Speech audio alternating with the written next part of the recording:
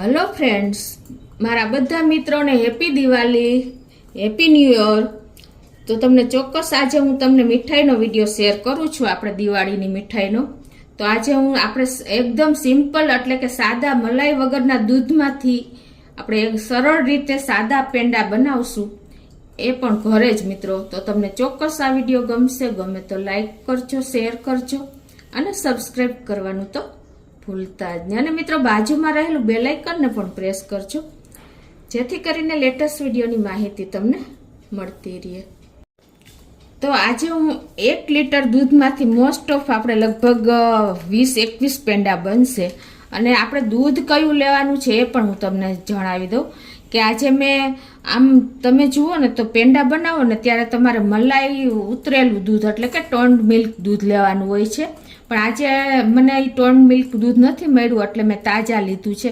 અને જો તમારી પાસે મલાઈવાળું દૂધ હોય ને મિત્રો, તો તમારે મલાઈ કાઢીને અને દૂધના પેંડા બનાવવાના. એનું કારણ એ છે કે જો તમારે મલાઈવાળા પેંડા દૂધ હશે ને તો કણી પડી જાય છે અને એ પેંડા બરાબર આપણે જે માર્કેટમાં મળે ને એવા બનતા નથી.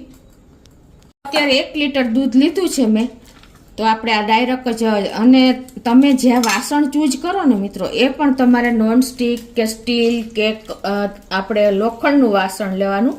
ક્યારેય પણ તમારે એલ્યુમિનિયમનું વાસણ નથી લેવાનું. એનું કારણ એ છે કે એનો ટેસ્ટ બદલી જાય છે આખો પેંડાનો. એટલે આવી નાની નાની ટ્રીક સાથે જ હું તમને એકદમ સરળ રીતે જ પેંડાની રેસીપી શેર કરું છું. અને આ દૂધ આપણે હવે હલાવવાનું ચાલુ કરવાનું છે અને ફૂલ ફ્લેમ ઉપર જ આપણે હલાવવાનું છે. ક્યારે ગેસ ધીમો કરવો ને એ પણ હું તમને વચ્ચે વચ્ચે જણાવતી જઈશ. તો આ રીતે આપણે કન્ટિન્યુ ચલાવતું જ રહેવાનું છે. તો આ રીતે જો આપણે ઉફાણો આવે એટલે કે ઉપર દૂધ આવે ને ત્યારે આપણે ગેસ ધીમો કરી નાખવાનો છે. બાકી ફૂલ ફ્લેમ ઉપર આપણે કન્ટિન્યુ ચલાવતા રહેવાનું છે. જો તમે વચ્ચે વચ્ચે સ્ટોપ થઈ જશો ને તો તળિયે દૂધ બેસી જશે. તળિયે દૂધ બેસી જશે ને તો એનો કલર પણ ચેન્જ થઈ જશે અને ટેસ્ટ તો સાવ બિલકુલ ચેન્જ થઈ જશે. એટલે આવી નાની નાની ટ્રીક સાથે જ હું તમને આજે શેર કરું છું. એકદમ સિમ્પલ રીતે, કોઈ બીજા ઇન્ગ્રેડિયન્ટ નથી, ખાલી આપણે મલાઈ ઉતારેલું એટલે કે ટોન્ડ મિલ્ક દૂધ છે, પ્લસ આપણે સાકરનો ઉપયોગ કરશું. અને કેટલી જોશે ને એ હું તમને આગળ જણાવું છું. અને અત્યારે હું 1 લીટરની જ એટલે કે સાવ ઓછું જ ક્વોન્ટિટીમાં તમને પેંડાની રેસીપી શેર કરું છું.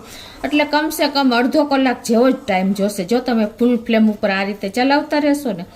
અને પછી તમારે વચ્ચે વચ્ચે જો આ બાજુમાં જે દૂધ ચોટતું હોય ને એ પણ સાથે સાથે લેતું જવાનું છે. એટલે આ પેંડા બનાવવા સાવ ઈઝી છે. જો તમારે પ્યોર પેંડા આપણે મીઠાઈ જોતી હોય ને તો આ રીતે તમે ઘરે ઇઝીલી બનાવી શકો છો. તો જુઓ મિત્રો, આપણે એકદમ ઘટ થઈ ગયું છે, 15 મિનિટ જેવું થયું છે અને આજુબાજુ જો આપણે લેતા ગયા છે અને હલાવતા ગયા છીએ. હવે આ સ્ટેજ જ આપણે ખાસ કેર કરવાની છે, કેમ કે તળિયે ન બેસે. આ રબડી જેવું થઈ ગયું છે. તો આ રીતે આપણે સાઈડમાંથી લેતું જવાનું અને ચલાવતું રહેવાનું છે જ્યાં સુધી આપણે એકદમ પેંડા જેવું ન થઈ જાય ને ત્યાં સુધી.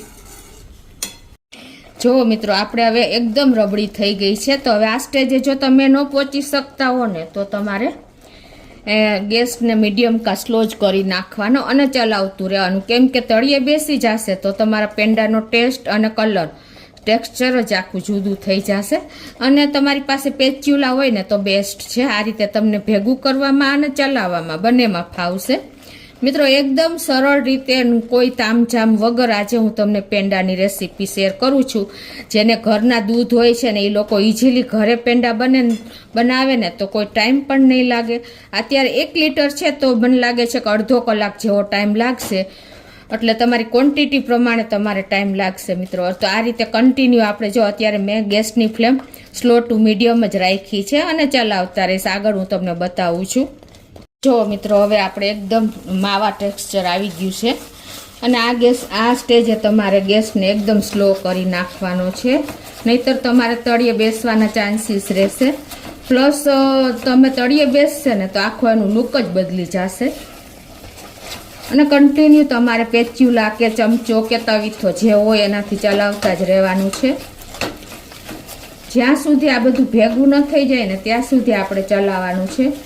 તો જુઓ મિત્રો, એકદમ આપણું દાણેદાર ટેક્સચર નથી આવ્યું, પણ બધો માવો ભેગો થઈ ગયો છે. જો છે ને,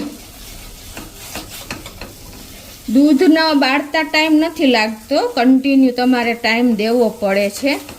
જુઓ મિત્રો, તો જુઓ આપણે એકદમ પેન પણ છોડી દીધું છે એવું ટેક્સચર આવી ગયું છે. તમને ખ્યાલ આવી જતો હશે. જુઓ છે ને, હવે જો તમે વધારે કરશો ને તો શું થશે ખબર છે? કણી પડી જશે. એટલે આપણે કણી તો પાડવાની જ નથી, એકદમ ઓરિજિનલ પેંડો જ થવો જોઈએ. અને એકદમ સરસ આપણે આ રીતે બધું લિક્વિડ બાળી નાખવાનું છે, દૂધમાં હોય એટલું. તો જુઓ મિત્રો, આપણે એકદમ સરસ જોઈને એવું ભેગું જ થઈ ગયો છે માવો.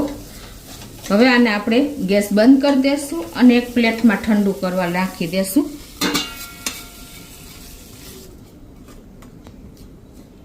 તો આને આપણે ઠંડુ થવા દેવાનું છે, પછી જ આપણે એમાં સાકરનો પાવડર એડ કરવાનો છે.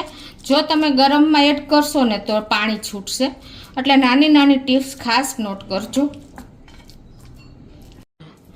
તો જો આપણો માવો પણ ઠંડો જ થઈ ગયો છે. હવે એમાં આપણે અત્યારે મેં 1/4 કપ જેટલી દળેલી સાકર લીધી છે. મિત્રો, ઘરે આપણે પેંડા બનાવવાનું મેઇન રીઝન શું છે ખબર? એક તો ઇન્ગ્રેડિયન્ટ આપણા ચોખા પ્લસ ખાંડ વગર આપણે સાકરનો ઉપયોગ કરીએ છીએ. તો હું તમને જણાવું કેટલી સાકર જોઈ.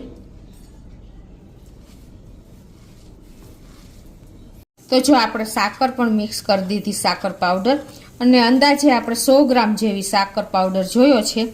અને બીજું મિત્રો કે તમારે કેવા પેંડા વારવા છે ને એ ઉપર તમારે માવો રહેશે. કે જો તમારે સ્ટેમ્પ છાપીને અને પેંડા વારવા હોય ને તો તમારે થોડુંક સૂકું મિક્સર જોશે, એટલે કે માવો જોશે. તો તમારે માવાને ઢાંકવાનો નહીં. અને તમારે સોફ્ટ પેંડા જોતા હોય, અત્યારે જો વાળીને બતાવું કે આ રીતે ઘીવાળો હાથ કરી દેવાનો અને પછી તમારે જેવડી સાઈઝના પેંડા વારવા હોય ને એવડા વાળી લેવાના છે. અત્યારે હું મીડિયમ સાઈઝના જ વાળું છું. તમારે જો આવી રીતે સોફ્ટ પેંડા જોતા હોય ને તો તમારે આપણે માવો બનાવ્યો ને એને ઢાંકી દેવાનો ઠંડો કરીને ત્યારે. અને તમારે સ્ટેમ્પ મારીને કરવા હોય તો તમારે ક્યારેય ઢાંકવાની જરૂર નથી. તો હવે આ રીતે આપણે આ સાઈઝના બધા પેંડાને વાળી લેશું.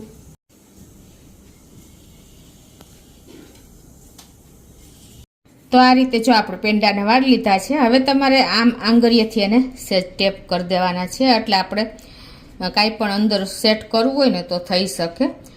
અને તમારે સ્ટેમ્પ મારવું હોય તો મેં તમને કીધું એમ કે થોડાક એકદમ હાર્ડ કરી નાખવાના પેંડા, એટલે ખુલ્લા રાખવાના ઠંડા કરવા ટાઈમે. જો ઇઝીલી આપણે 20 પેંડા થયા છે અત્યારે. હવે એમાં બધામાં આપણે પિસ્તાની કતરણ મૂકી દેશું આ રીતે. પેંડા વળાઈ ગયા છે અને લૂક પણ આપી દીધું પિસ્તાની કતરણથી. તો તમને એક પેંડો તોડીને પણ બતાવી દઉં કે મિત્રો જુઓ એકદમ સરસ આપણા પેંડા વૈરા છે. તમને ખ્યાલ આવી જતો હશે. જો છે ને, મોઢામાં મૂકતા જ માઉથ મેલ્ટેડ છે આપણા પેંડા. તો તમને ચોક્કસ આ વિડીયો ગમશે મિત્રો. ગમે તો લાઈક કરજો, શેર કરજો અને સબસ્ક્રાઈબ કરવાનું તો ભૂલતા જ નહીં.